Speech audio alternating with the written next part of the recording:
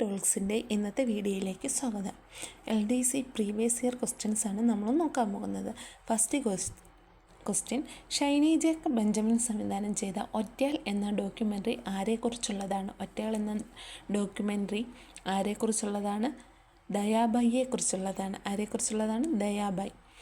Oxford യൂണിവേഴ്സിറ്റിയിൽ ആദ്യമായി മലയാളത്തിൽ പ്രസംഗിച്ചത് ആരാണ്? അത് മന്നത്ത് പത്മനാഭൻ ആണ്. ജീവൻ്റെ പുസ്തകം രചിച്ചിരിക്കുന്നത് ഗണിതത്തിൻ്റെ ഭാഷയിലാണ് എന്ന് പറഞ്ഞ ശാസ്ത്രകാരൻ ആരാണ്? ഗലീലിയോ ഗലീലിയാണ്. ഏത് കടലിനടുത്താണ് കൊണാർക്കിലെ സൂര്യക്ഷേത്രം സ്ഥിതി ചെയ്യുന്നത്? ബംഗാൾ ഉൾക്കടൽ. അപ്പോൾ ഈ കൊണാർക്കിലെ സൂര്യക്ഷേത്രം സ്ഥിതി ചെയ്യുന്ന സംസ്ഥാനം ഏതാണ്? അത് ഒഡീഷയാണ്. ഇക്കോ വന്യജീവി ടൂറിസത്തിന് പ്രസിദ്ധമായ ഫിട്ടാർ കണിക എവിടെ സ്ഥിതി ചെയ്യുന്നു? അത് ഒഡീഷയിലാണ്. ഡെസ്റ്റിനേഷൻ ഫ്ലവേഴ്സിൽ ഉൾപ്പെടുന്ന ഇന്ത്യയിലെ ഒരേയൊരു തടാകം ഏതാണ്? ചിൽക്ക തടാകമാണ്. ഏതാണ്? ചിൽക്ക തടാകം. 1000 ആവശ്യങ്ങൾക്കുള്ള മരം എന്നറിയപ്പെടുന്ന വൃക്ഷം ഏതാണ്? അത് തെങ്ങാണ്. കേരള കായിക ദിനം എന്നാണ്? ഒക്ടോബർ 13. ഇന്ത്യയിലെ ആദ്യത്തെ ബയോളജിക്കൽ പാർക്ക് ഏതാണ്? അത് അഗസ്ത്യാർകൂടമാണ്. അത് തിരുവനന്തപുരം ജില്ലയിലെ തമിഴ്നാടിനോട് ചേർന്ന് കിടക്കുന്ന ഒരു അഗസ്ത്യാർകൂടം ബയോളജിക്കൽ പാർക്കാണ് അഗസ്ത്യാർകൂടം.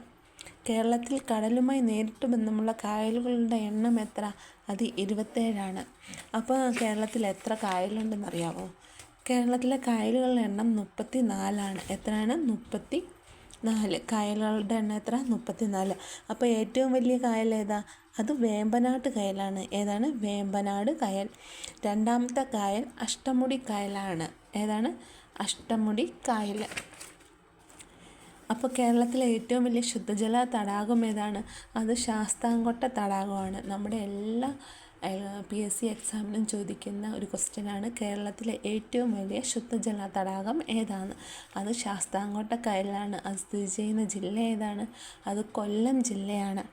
അപ്പം നമ്മുടെ ശാസ്താംകോട്ട കായലിന് വേറൊരു പേര് പറയുന്നുണ്ട്.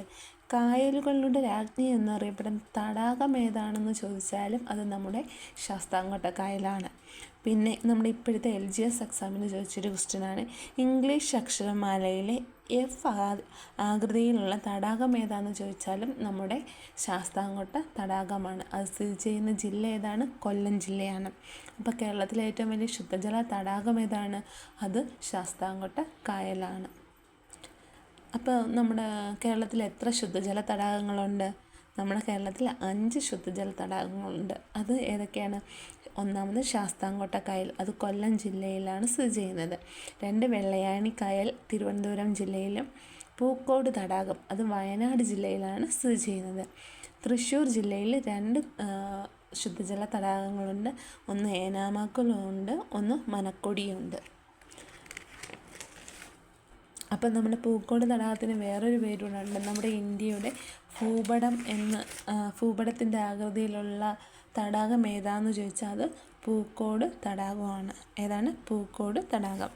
പിന്നെ വേറൊരു ക്വസ്റ്റ്യൻ, 1877 ഇംഗ്ലീഷുകാരനായ ജോൺ മൺറോയും പൂഞ്ഞാർ രാജാവായ കേരളവർമ്മയും തമ്മിൽ ഉണ്ടാക്കിയ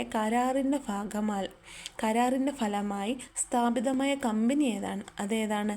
കണ്ണൻ ദേവനാണ്. ഏതാണ്? കണ്ണൻ ദേവൻ.